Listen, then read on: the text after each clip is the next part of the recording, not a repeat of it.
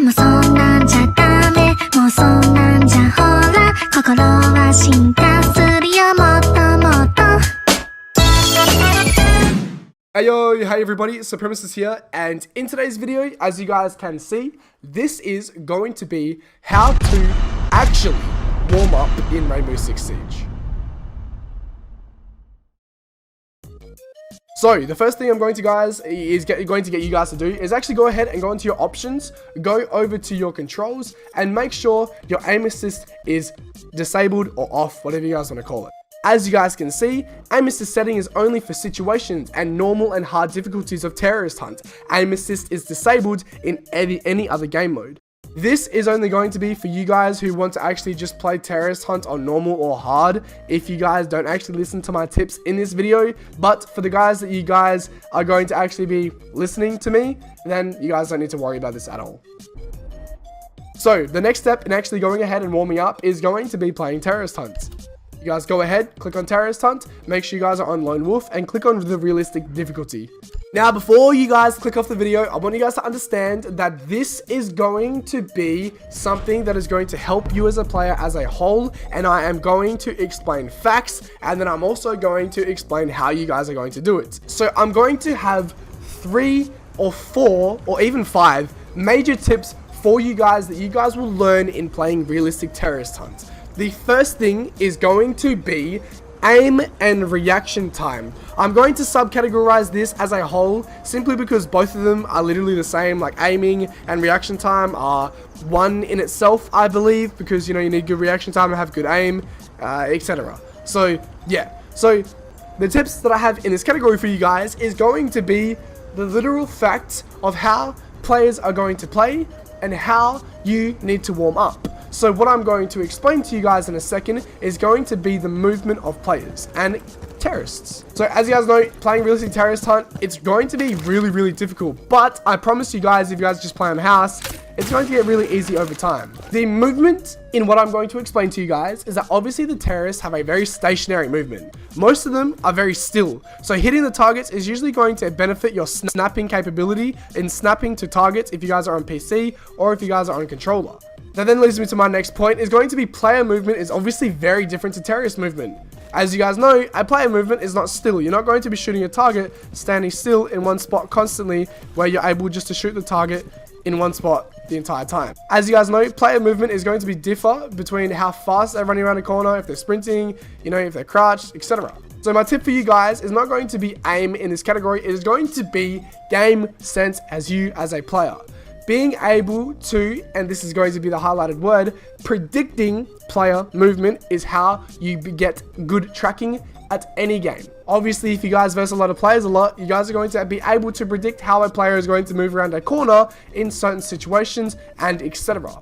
So, and a good example of this is going to be me giving you guys one right now. As you guys know, if I was a person sitting in this corner over here, and I am the player on this side, the enemy, I know that the enemy is probably going to come around the corner like this. A quick easy peek to check to see if there's any players, because there's too many angles to cover. He has to cover this angle here, this angle there, this angle here, potentially behind this, even left and hard right. So as a player, I'm going to scan, quickly check, because this is going to be a choke point here. And then I'm going to check again until I know it's clear. That's a basic movement in the many scenarios that I could use, but I'm going to give that as an example. Moving on, me as the player on the receiving end, I'm going to aim here. Once I see the player come around the corner, I'm not going to flick to the middle because I do not believe he is going to run straight through this doorway here. I think I will presume and predict his movement is going to be structured and stationary in this spot right here. So I will pre-fire this spot or shoot it as soon as I see him, judging if he's going to over peek and or if not peek me in the same spot. The next thing I'm going to go on to explain is going to be reaction time. As you guys know, these terrorists have literal aimbots, so they know exactly where you are no matter where you are on the map. So beating them in a one-on-one gunfight is extremely good simply because of their literal aimbot. What this then creates as you as a player is going to be the muscle memory in how quickly you guys need to react in order to verse a player and beat a player as soon as they come around a corner.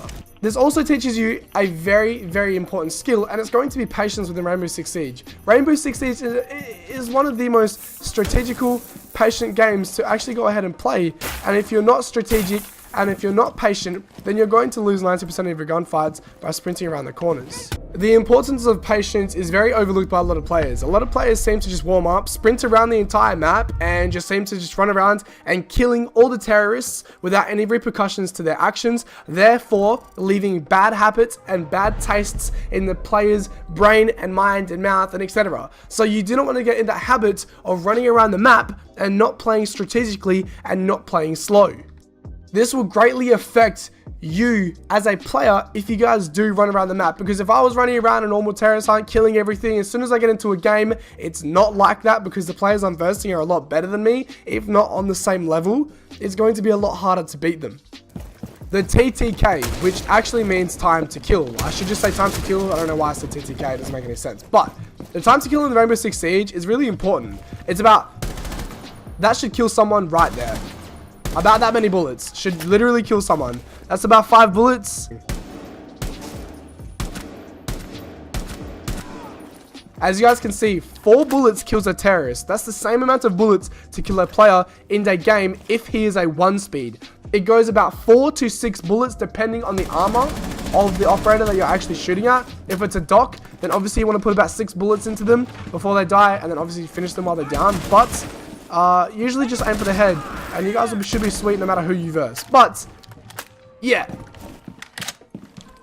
another tip I have for you guys is going to be common angles. As you guys know, terrorists sit in the same spot, so checking common angles is an important skill in Rainbow Six Siege in knowing how to play the game and trying to get better. If you guys don't understand where common spots are on the map, then you guys will never learn on how to actually play the game, simply because you guys are checking all the wrong spots, and they're going to be on all the right spots where they usually should be, but you're just not checking them.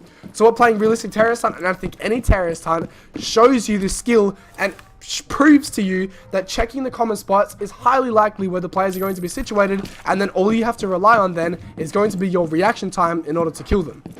Once you guys actually understand the necessities of playing this game and understanding the basic mechanics behind playing realistic terrorist hunt actually improves you as a player as a whole.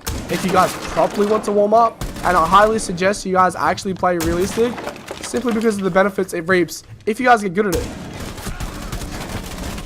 As you guys know, the terrorists get pretty predictable over time, so the tip that I have for you guys is to go ahead and play on other maps around the game and around in realistic terrorist hunt, seeing how well you do on other maps. I personally don't like doing that, simply because it's just warming up. I don't really need to do that personally. I think myself as a player, I do need to improve in some categories and aspects of my gameplay, but then again, I can learn that within actually playing the game itself and not versing terrorists. Alrighty, thank you guys for watching this video. If you guys did learn something new and or enjoyed this video, then go ahead and leave a like on the video. It'd be greatly appreciated, and it helps me out a lot because it lets me know that you guys did actually enjoy it, especially when I ask you guys these questions.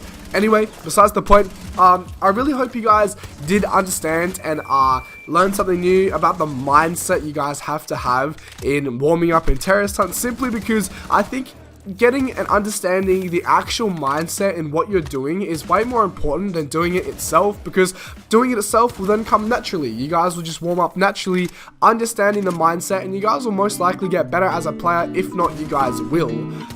That's really just about it. I hope you guys did actually enjoy, like I've said, and yeah, with that being said and with that out of the way, I hope you guys did actually enjoy today's video, and I'll see you guys in the next one.